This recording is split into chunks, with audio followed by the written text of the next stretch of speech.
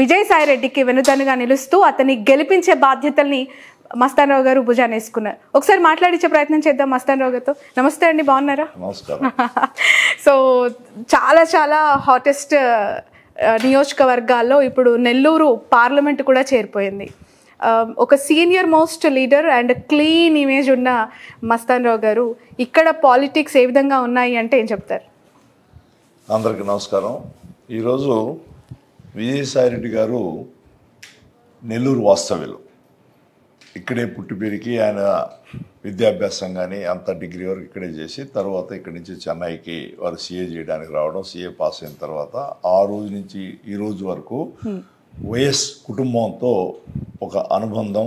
ఆయన కుటుంబ సభ్యుడిగా రాజశేఖర రెడ్డి గారు ఉన్నప్పుడు కూడా ఆయనకు అన్ని సలహాలు సంప్రదింపులు, ముఖ్యమంత్రిగా ఉన్నప్పుడు, ముఖ్యమంత్రి కాకముందు అదే అనుబంధం మన జగన్మోహన్ రెడ్డి గారు రాజకీయాల్లోకి అడుగిడినప్పటి నుంచి కూడా కొనసాగింపు చేయడం చాలా గొప్ప విషయం. అదే ఆయన క్రెడిబిలిటీ కూడా.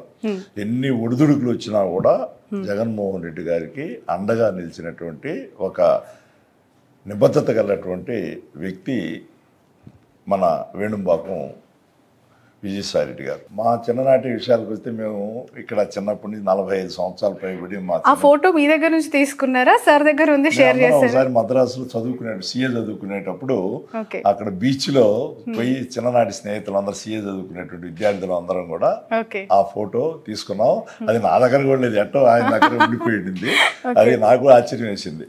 కాబట్టి ఆ రోజు నుంచి ఈ రోజు వరకు ఆయన వేరే పార్టీలో ఉన్నా, నేను వేరే పార్టీలో ఉన్నా, ఏ రోజు కూడా మేము స్నేహాన్ని కొనసాగించనే కాకుండా ఒకరి విషయాల్లో, ఒక రాజకీయ విషయాల్లో ఎవరు పద్ధతి ప్రకారం పోతున్నాం. అంతేకాకుండా ఈ రోజు కూడా Vijayasai Reddy, VS Reddy and company నా గ్రూప్ బిఎంఆర్ సంస్థలు కూడా ఆడిటర్. ఈ రోజు కూడా ఒక సందర్భంలో చంద్రబాబు నాయుడు గారిని తెలుగుదేశంలో ఏమయ్యా ఇంకా విజయసాయి రెడ్డి గారిని నీ ఆడిటర్గా పెట్టుకున్నావు అని అడగడం కూడా జరిగింది. కానీ నేను ఒకటే చెప్పాను, అది వేరు ఇది వేరు, రాజకీయం వేరే వ్యక్తిగతం వేరే అని కూడా నవ్వుతా నేను కూడా సమానం చెప్పాను. అది మాకు ఉండేటువంటి అనుబంధం. అంటే ఈరోజు విజయసాయి రెడ్డి గారు నెల్లూరు పార్లమెంట్ అభ్యర్థిగా గౌరవ ముఖ్యమంత్రి శ్రీ జగన్మోహన్ రెడ్డి గారు ఇక్కడికి ఎన్నిక చేయడంతోనే ఆయన విజయం, అంటే పార్టీ విజయం ఖరారైనటువంటి వాస్తవాన్ని నెల్లూరు పార్లమెంట్ పరిధిలో 7 నియోజకవర్గాలు అందరూ కూడా ఇప్పటికే అనుకోవడం జరుగుతుంది. వేమిరెడ్డి ప్రభాకర్ రెడ్డి గారు ఇంతకాలం వైఎస్ఆర్సీపీ పార్టీలో నాయకుడికి దగ్గర ఉండారు, పదవులు అనుభవించారు, భార్యాభర్తలు ఇద్దరు కూడా పదవులు అనుభవించారు. ఆయనకి ఎంతంత సన్నిహితంగా ఉండి కూడా ఆయన సడన్గా పార్టీ మారడం చాలా బాధాకరం. నాకు కూడా రాజ్యసభలో నాతో పాటు ఆయన కూడా కొలిగ్, అంత ఉన్న వ్యక్తి, అనుబంధం పెంచుకున్న వ్యక్తి ఈరోజు పార్టీ నుంచి విడిపోయిన తర్వాత ఆయన మొదట్లో కొంచెం కన్ఫ్యూజన్ ఉండింది. కానీ ఈరోజు ఆ కన్ఫ్యూజన్ అంతా విజయసాయి రెడ్డి గారు ఎప్పుడైతే నెల్లూరు పార్లమెంట్ అభ్యర్థిగా ఖరారు చేశారో జగన్మోహన్ రెడ్డి గారు, ఆ రోజు నుంచి రోజు రోజుకి 7 నియోజకవర్గాలలో కూడా వైఎస్ఆర్సీపీ పార్టీ అభ్యర్థుల యొక్క విజయావకాశం బ్రహ్మాండంగా మెరుగైనవి. మీరు చూసిన ఉదయగిరి మస్తాన్ గారు ఒక ఓపెన్ క్వశ్చన్, జెన్యూన్గా ఆన్సర్ చెప్పండి. వేమిరెడ్డి ప్రభాకర్ రెడ్డి అంటే ఆర్థిక సామర్థ్యం ఉన్న ఒక లీడర్ని వైసీపీ ఎందుకు చేజార్చుకుంది? అది మీ బలహీనత లేదంటే తన పవర్ అని చెప్పొచ్చా? అసలు ఎక్కడ చెడింది? అంటే ఇప్పుడు రాజకీయాల్లో ఆర్థిక బలం అనేది కొంతవరకే పనిచేస్తాయి, కానీ ప్రజాబలం అవసరం. ఆయనకి ప్రజా బలం లేదు చెప్పాలంటే. ఆయన ఎప్పుడు కూడా ప్రత్యక్ష రాజకీయాలు ఇంతవరకు ఉన్నటువంటి వ్యక్తి కాదు. ఆయన కూడా పొలిటికల్ నిబద్ధత లేదు. 2019 ఎలక్షన్ ముందు చంద్రబాబు నాయుడుతో కలిసి తెలుగుదేశంలో పోవాలనుకున్నారు, ప్రయాణించాలని. కానీ అక్కడ రాజ్యసభ సీటు రాకపోయేకే ఇక్కడికి వచ్చి ఆ రోజు రాజ్యసభ సభ్యులు కావడం, మళ్ళీ ఇక్కడ నెల్లూరు పార్లమెంటు పోటీ చేయమన్నప్పుడు ఆయన కండిషన్ పెట్టడం ఏ రాజకీయ నాయకుడు కూడా నచ్చదు. ఎందుకంటే వాళ్ళ అక్కడ గ్రౌండ్ రియాలిటీస్ని బట్టి అభ్యర్థుల్ని ఖరారు చేస్తారు. అవి ఆ ఎమ్మెల్యే క్యాండిడేట్లు ఎంపీ విజయానికి ఉపయోగపడతాయి. అటువంటిది మరిచి నాకు వాళ్ళు అక్కడ ఉండాలా, వీళ్ళు ఇక్కడ ఉండాలా, వీడు ఉండకూడదు, ముస్లింకి నేను నెల్లూరు టౌన్లో ఎమ్మెల్యేగా ఇస్తే నేను పోటీ చేయను, అదేవిధంగా బీసీ అభ్యర్థి కందుకూరులో బీసీ అభ్యర్థికి ఇస్తే గెలవడు, అక్కడ కూడా ఉన్నత వర్గాల వారిని పెడతాను అని అన్నం జగన్మోహన్ రెడ్డి గారికి యొక్క సామాజిక న్యాయానికి అది చాలా వ్యతిరేకం. సామాజిక న్యాయంలో భాగంగా నీకెందుకు మంచి అభ్యర్థిని నేను చేస్తానా కూడా అది ఆయన దాన్ని పట్టించుకోకుండా దురదృష్టవశాత్తు ఆయన తెలుగుదేశం పార్టీలో పోవడం, జనాలు కూడా వైఎస్ఆర్సీపీ పార్టీ వాళ్ళే కాదు, తటస్థంగా ఉండేటువంటి వాళ్ళందరూ కూడా చాలా ఆయన్ని ఈ విషయంలో వ్యతిరేకించడం స్టార్ట్ చేశారు. విజయసాయిరెడ్డి గారు అభ్యర్థి ఖరారైన తర్వాత ఆయనకు ఉండేటువంటి క్రెడిబిలిటీ కానీ, వైఎస్ఆర్ కుటుంబంతో అనుబంధం కానీ, నెల్లూరు వాసిగా ఉన్నటువంటిది, అందులో పార్టీలో 2వ స్థానంలో ఉన్నటువంటి వాస్తవం అందరికీ కూడా తెలుసు. రాష్ట్ర వ్యాప్తంగా పార్లమెంట్లో కూడా మా 31 మంది ఎంపీలకి ఆయన పార్లమెంట్ నాయకుడిగా ఉండడం వైఎస్ఆర్సీపీ పార్టీ తరఫున మీరు కూడా చూసుంటారు. ఇటీవల ఆయన సంసద్ రత్న అనేది కూడా పార్లమెంటులో ఆయన చేసినటువంటి సేవలకి అరుదైనటువంటి పురస్కారం కూడా గౌరవ ప్రధానమంత్రి గారు కూడా ప్రదానం చేయడం జరిగింది.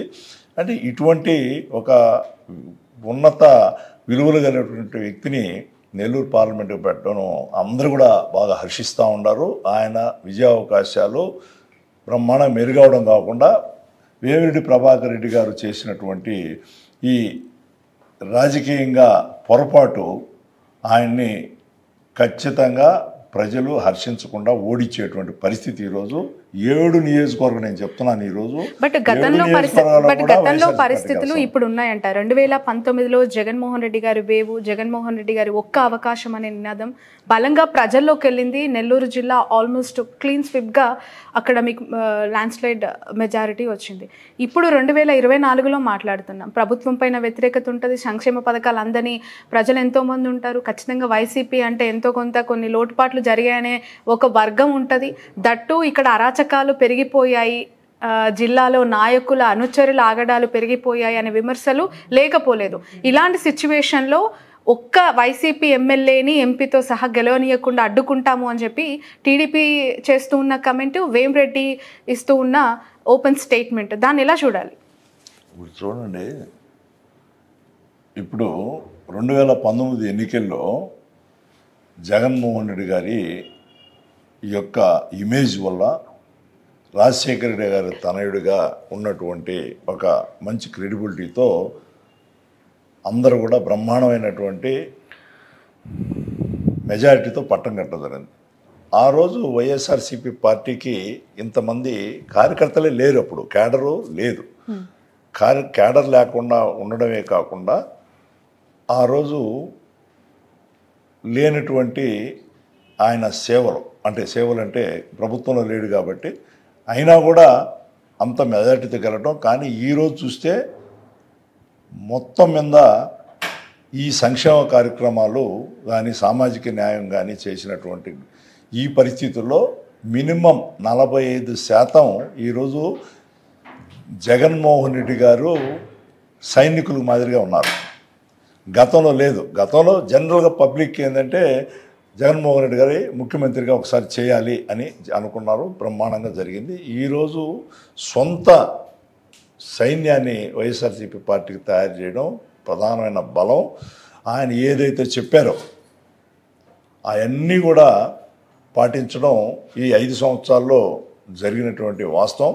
అంటూ ఉంటారు అభివృద్ధి అంటే ఏంది? పేదవాడి చేతికి రూపాయి ఇస్తే వాడు దాన్ని సద్వినియోగం చేసి వాడు డెవలప్ అయితే ఆటోమేటిక్ సమాజం డెవలప్ అవుతుంది.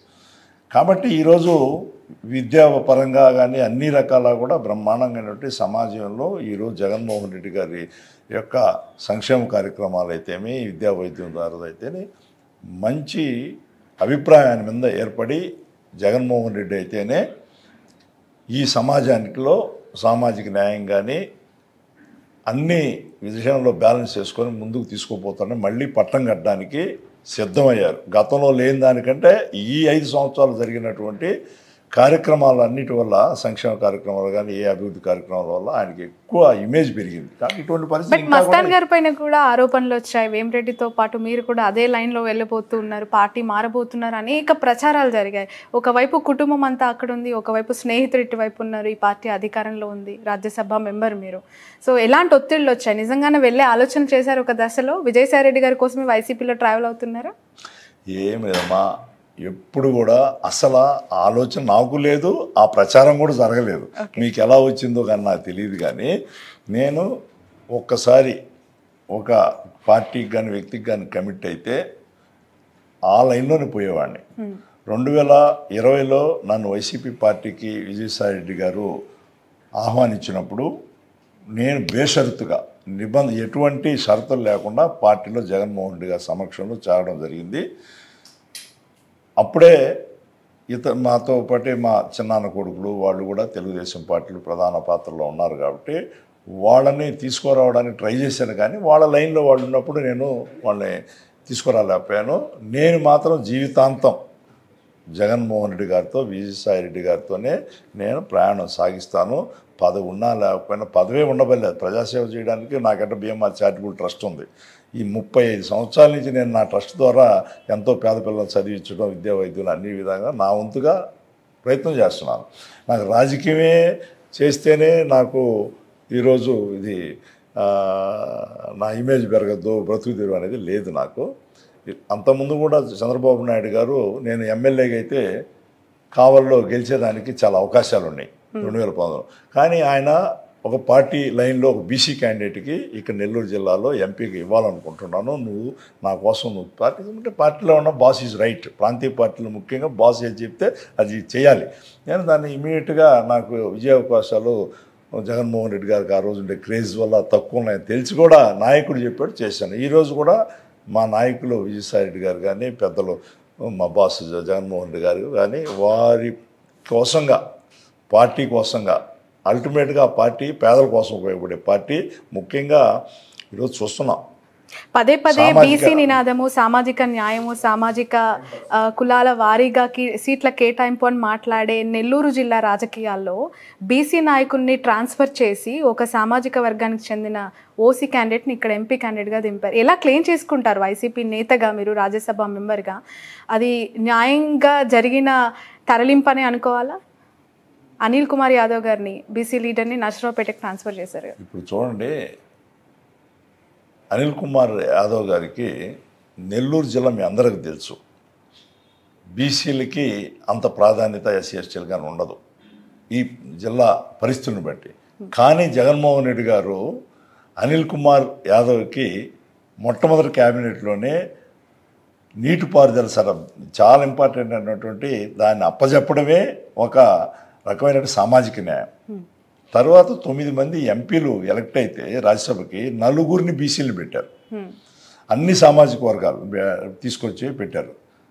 మనం గతంలో ఎప్పుడు ఊహించుకోలేనటువంటి పరిస్థితి. మొన్న కూడా 3 వస్తే ఒకరు ఎస్సీకి, అసలు ఎస్సీలని రాజ్యసభకి అది ఊహించిన పరిస్థితులు బాబురావు గారు కూడా రాజ్యసభ ఇవ్వడమే కాకుండా ఈరోజు ఇక్కడ విజయసాయిరెడ్డి గారి ప్రాముఖ్యతను బట్టి ఇక్కడ ఉండేటువంటి ఈ జిల్లా వాసి కాబట్టి విజయసాయిరెడ్డి గారు కూడా నాకు ప్రజలతో మమైక్యమై ప్రజాసేవ చేసేదానికి నాకు ఇది ఒక అవకాశం అని చెప్పి బాస్ చెప్పడంతో జగన్మోహన్ రెడ్డి గారు ఆయన ఇమీడియట్గా ఇంకొక ఆలోచన చేయకుండా పోటీ చేయడం చాలా సంతోషం. ఇక్కడ సామాజిక న్యాయం లేదు అంటే ఈరోజు ఒక ముస్లిం మైనారిటీ సోదరుడికి ఎవరు ఊహించలేనటువంటి విషయం ఆయనకి ఇవ్వడం జరిగింది. కందుకూరులో ఒక మంచి గెలుస్తారు అనుకున్న మహీధర్ రెడ్డి గారిని కూడా నువ్వు ఒక బీసీ క్యాండిడేట్ పెడతావు, నువ్వు సహాయం చేయండి అని చెప్పి గెలిపించుకోరండి అని చెప్పి సాహసం కూడా చేశారు. ఈరోజు 100% గెలుస్తున్నారు ఆయన. బట్ వస్తున్న సర్వేలన్నీ చూస్తూ ఉంటే నెల్లూరు జిల్లా విషయానికి వస్తే ఎదురు గాలి, ప్రతి గాలి బాగా బలంగా వీస్తోంది. అందులో ఒక కొవ్వూరు, ఒక కావలి, ఒక నెల్లూరు సిటీ, ఇవే సీట్లు టీడీపీ విజయానికి సంకేతము, ఇవే సీట్లు ఓపెన్ అవుతాయి ఫస్ట్ ఇక్కడ టీడీపీ కోటాలో అని చెప్పి మాట్లాడుతూ ఉన్నారు. గ్రౌండ్ రియాలిటీస్ ఏ విధంగా ఉన్నాయి? Because you are belongs to Kavali constituency. ఈరోజు మీరు అన్నారు కావలిలో తెలుగుదేశానికి అవకాశం ఉంది. ఎలా ఉండే నాకు అర్థం కావట్లేదు. కావలి మొట్టమొదటిగా మంచి మెజారిటీతో గెలిచేటువంటి సీటు వైఎస్ఆర్సీపీకి కావలి. అదేవిధంగా కోవూరు అన్నారు. కోవూరు ఏమి రాజకీయ చరిత్ర ఉంటే నల్లపరెడ్డి వారు గత 11 సార్లుగా ఎమ్మెల్యే కంటెస్ట్ చేశారు. 3 సార్లు వాళ్ళ నాన్నగారు నల్లపరెడ్డి శ్రీనివాసరెడ్డి గారు దివంగత నేత, ఆయన 3 సార్లు గెలిచారు. 8 సార్లు ప్రసన్న కుమార్ పోటీ చేసి 6 సార్లు గెలిచాడు. కాబట్టి అటువంటి ప్రజల్లో మమైక్యమయ్యి తల్లో 4 ఉండేటువంటి వ్యక్తులు, అందుబాటులో ఉండే వ్యక్తులని ప్రజలు ఆదరిస్తారా? జస్ట్ డబ్బులు ఎజ్జలితేనే వాళ్ళని గెలిపిస్తారు. డబ్బులు తీసుకుంటారు అందరూ, ఎవరికి చేదు కాదు. కానీ ఎవరైతే అందుబాటులో ఉండి సేవ చేస్తారో వాళ్ళనే గెలిపిస్తారో. మీరు అనుకున్నట్టుగా కావలి కానీ, కోవూరు కానీ, నెల్లూరు 1లో మీరు సామాజిక మీరు ఎన్ని చూసినా కూడా, కోణంలో చూసినా కూడా ఇక్కడ ఎక్కువగా మైనారిటీలు, బీసీలు, ఎస్సీ ఎస్టీలు ఉండేటువంటి ప్రాంతం ఇది. జగన్మోహన్ రెడ్డి గారు ఓట్ బ్యాంక్ బలమంతా కూడా ఆ వర్గాలే. కాబట్టి ఖలీల్ అహ్మద్ ఖచ్చితంగా గెలుస్తున్నాడు. అందులో విజయసాయిరెడ్డి గారు ఎంపీ అభ్యర్థికి వచ్చిన తర్వాత బ్రహ్మాండమైనటువంటి విజయ అవకాశాలు మెరుగుపడ్డాయి. అంటే మీరు అనుకున్న విధంగా, ఎవరు అనుకున్న విధంగా కూడా నెల్లూరు జిల్లా వైఎస్ఆర్సీపీకి అడ్డా. ఆ అడ్డా అనేది మళ్ళీ రేపు ఎన్నికలు మే 13వ తారీఖు తర్వాత మీకు నిరూపణ అవుతుంది. మీరే చూస్తూ ఉండి ఆ రోజు మళ్ళీ మీరు కూడా నన్ను ఎంకరేజ్ చేయండి. మస్తాన్ గారు, మొత్తానికి విజయసాయి రెడ్డి గారికి ఎంత మెజారిటీ, ట్రంపింగ్ విక్టరీ ఏ విధంగా ఉండబోతుంది నెల్లూరులో? అప్పుడే చెప్పలేము. ఇంకా ఎలక్షన్లో 20 రోజులు పైనే ఉన్నాయి. నామినేషన్ కూడా దాఖలు చేయాలి. జనరల్గా నామినేషన్ల తరువాతనే నిజమైనటువంటి ఈ రాజకీయ కోణంలో మనం చూసినప్పుడు విజయ అవకాశాలు కానీ అన్నీ కూడా బయటపడతాయి. అంటే ఇంకా మీరు గెలుపు అయితే తథ్యం. మీరు మెజార్టీల గురించి మాట్లాడారు. మెజార్టీల గురించి ఇప్పుడు నేను చెప్పలేను.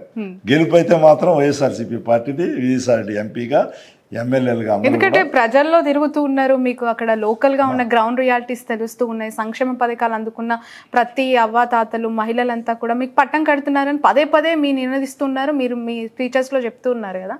మెజారిటీకి ఒక ఫిగర్ చెప్పడంలో తప్పేముంది? అలా మనం ఇప్పుడు ఉదాహరణకి మీరు మేము విజయసాయిరెడ్డి గారు, ఎమ్మెల్యే గారు అందరం కూడా నా స్వగ్రామం అయినటువంటి అల్లూరు మండలం ఇసుకపల్లి పోయాను, కావలి నియోజకవర్గంలో. పథకాలు అక్కడ మొత్తం ఫ్యామిలీస్ 4,000 ఉంటే 3,540 కుటుంబాలు, 4,000 కుటుంబాల్లో ప్రతి ఒక్కరూ ఏదో విధంగా లక్షల కొద్ది 5 సంవత్సరాలు లబ్ధి పొందితే అందరూ ఆ చిన్న పిల్లలతో సహా రోడ్డు మీదకి వచ్చి ఒక చిన్న పల్లెటూరులో 8,000 ఓట్లు ఉండేటువంటి ఊర్లో ఏ విధమైనటువంటి బ్రహ్మరథం బట్టి అదే ఒక మా పార్టీ విజయానికి సంకేతం. దాంట్లో ఎటువంటి సందేహం లేదు అని చెప్పి కూడా నేను ఈ సందర్భంగా చెప్తా ఉన్నాను. ఇంకోటి ఏదో అడిగారు మీరు, ఫిగర్ ఎంత వస్తుంది చెప్పడంలో తప్పలేదు కదా. ఒక ఫిగర్ చెప్పండి. అదే నామినేషన్ తర్వాత కానీ చెప్పలేము. ఏదో విషయం మర్చిపోయాను. Right. Final question, very important and personal question. చిన్ననాటి స్నేహితుడు, రాజకీయంగా ఎన్నో సందర్భాల్లో పర్సనల్గా కూడా వ్యక్తిగతంగా వెన్నుదన్నుగా ఉన్న ఈ ఇద్దరు కూడా ఒకే కాన్స్టిట్యున్సీ పైన ఒక పార్టీ నుంచి ఇప్పుడు చాలా పట్టు వదలని విక్రమార్కుల్లా ఇద్దరు కూడా ప్రచారం చేస్తూ ఉన్నారు కదా.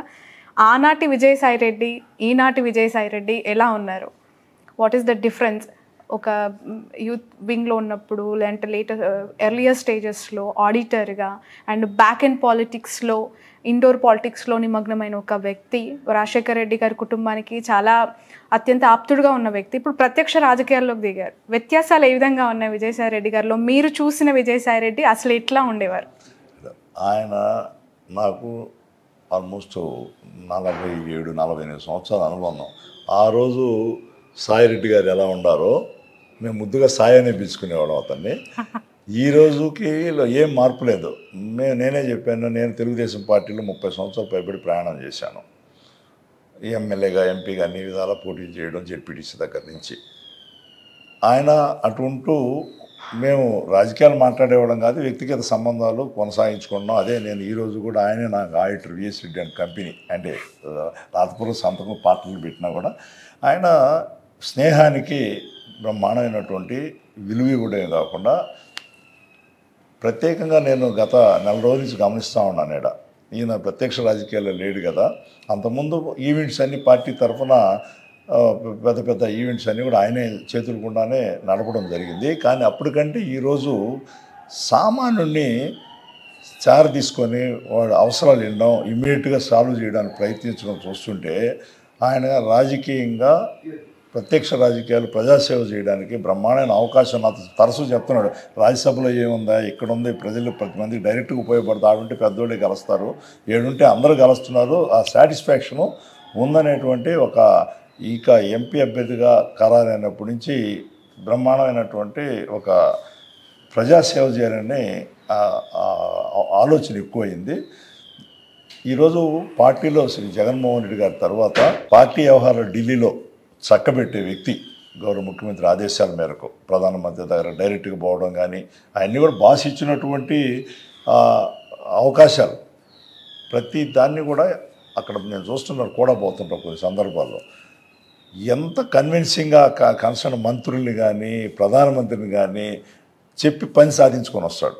ఆ చాకచక్యం ఒక చంద్రగుప్తుడికి చాణక్యుడి మాదిరిగా విజయసాయి రెడ్డి గారు జగన్మోహన్ రెడ్డి గారికి అండగా ఉన్నాడంటే దాన్ని బట్టి మనం అర్థం చేసుకో. అటువంటి వ్యక్తి నెల్లూరు ఎంపీగా ఎన్నికైన తర్వాత అందరు ఎమ్మెల్యేలు కూడా మీరు చెప్పినటువంటి చిన్న చిన్న అవకతవకలు ఏదైనా జరిగి ఉన్నా కూడా గతంలో అది నాకు తెలియదు. ఇక నుంచి అటువంటి అవకాశాలని ఎటువంటి ఆలోచన కూడా ఎవరికి రానియకుండా కూడా చేసేటువంటి శక్తి సామర్థ్యాలు అందరిని కూడా కంట్రోల్ చేసి ఎమ్మెల్యేలని జిల్లాలో ఎక్కడైనా కూడా పార్టీకి మంచి ఇమేజ్ తీసుకొచ్చేదానికి ఆయన ఖచ్చితంగా ఆయన వ్యక్తిత్వం కానీ ఆయన పార్టీలో ఉండే స్థానం ద్వారా కానీ ఉంటుందని చెప్పి కూడా ఈ సందర్భంగా నేను తెలియజేసుకుంటాను. రైట్. ఫైనల్లీ విజయసాయి రెడ్డి గారు పార్టీలో నెంబర్ 2 అనుకోవచ్చా? ఎందుకు అంటే తను చాలా క్రూషియల్ రోల్ ప్లే చేస్తూ ఉంటారు. ఢిల్లీ అఫైర్స్ అవ్వచ్చు, పార్లమెంటరీ ఇష్యూస్ అవ్వచ్చు, ఇక్కడ లోకల్ పాలిటిక్స్ కూడా. ఇప్పుడు చూడండి, జగన్మోహన్ రెడ్డి గారు మా పార్టీ జాతీయ అధ్యక్షులు, విజయసాయి రెడ్డి గారు జాతీయ ప్రధాన కార్యదర్శి. అంటే దాన్ని బట్టి ఆయన స్థానం తెలుస్తూ ఉంది. అందులో 31 మంది రాజ్యసభ కానీ లోక్సభలో వైఎస్ఆర్సీపీ పార్లమెంటు మెంబర్లకి ఆయన మా నాయకుడు. అందులో సంసద్ రత్న అనేటువంటి బిరుదు కూడా ఆయనకి ఇచ్చారంటే ఆయనకి ఆ కెపాసిటీ ఉంటేనే ఇచ్చారు. అందులో జాతీయ భారతదేశంలో 4వ అతిపెద్ద రాజకీయ పార్టీకి ఆయన జగన్మోహన్ రెడ్డి గారి యొక్క సహాయ సహకార అండతో అధ్యక్షుడిగా ఉన్నాడు, పార్టీ నాయకుడిగా. కాబట్టి పార్టీలో ఏ కార్యక్రమం వచ్చినా జగన్మోహన్ రెడ్డి గారు సంప్రదించి అన్నా నువ్వు ఇది చూడు ఇటు చూడు మీకు ఆలోచన ఉంది కదంటే ప్రతి పార్టీ మన సిద్ధం సభలు కూడా ఇక్కడ కావలో జరిగిన సిద్ధం సభ కానీ ఆడ మన ప్రకాశం జిల్లాలో మేదరమెట్లో జరిగినటువంటి వీటన్నిటికి కూడా నాయకుడి యొక్క ఆదేశాల మేరకు పకడ్బందీగా సిద్ధం సభల నుంచే మనకి ఇంకా కూడా పార్టీ ఇమేజ్ పెరిగింది ఈరోజు. కానీ వీటన్నిటికీ ఒక కార్యరూపం ఒక రూపకల్పన చేసినటువంటి వ్యక్తి గౌరవ ముఖ్యమంత్రి గారి ఆదేశాల మేరకు విజయసాయి రెడ్డి. పార్టీలో ప్రతి ఒక్కరికి తెలుసు ఆయన చెప్పుకోవాలి నేను నెంబర్ 2, 3 అని. పార్టీ గుర్తిస్తుంది వాళ్ళ సేవలు పార్టీకి ఏం చేస్తున్నది. కాబట్టి ఈరోజు విజయసాయి రెడ్డి గారు అత్యంత కీలకమైనటువంటి స్థానంలో పార్టీలో ఉన్నారు. జగన్మోహన్ రెడ్డి గారు మళ్ళీ ముఖ్యమంత్రి కావడానికి అన్ని విధాల కృషి చేసి అందరినీ సమన్వయం చేసుకుంటూ పార్టీలో క్యాడర్ని కానీ నాయకులు కానీ అందరినీ కూడా ఈరోజు ముందుకు పోవడం మా అందరూ కూడా చాలా గర్వకారణం ఉందని కూడా తెలియజేసుకుంటాం. థ్యాంక్ యూ సో మచ్ బీదా మస్తాన్ రావు గారు. అది special interview. Local politics of Nellore constituency అనే పార్లమెంట్ బరిలో నిలిచిన విజయసాయి రెడ్డికి అసలైన ఒక బ్యాక్ బోన్ సపోర్ట్ బీదా మస్తాన్ రావు. ఎందుకు అంటే ఇక్కడ పొలిటికల్ హీట్ ఎప్పటికప్పుడు పెరుగుతూ ఉంటుంది తప్ప తరగదు. ఇంకా అది ఎలక్షన్స్ టైంలో చెప్పనక్కర్లేదు, అలాంటి కాన్స్టిట్యుయెన్సీ ఇది. సో ఖచ్చితంగా విజయసాయి రెడ్డి గారి గెలుపు ఖాయం అయిపోయింది. మెజారిటీ ఒకటే కౌంట్ చేసుకోవాలి అనేది మస్తాన్ రావు గారి అభిప్రాయం. That's all for now. అందరికీ నమస్కారాలతో సెలవు. రైట్.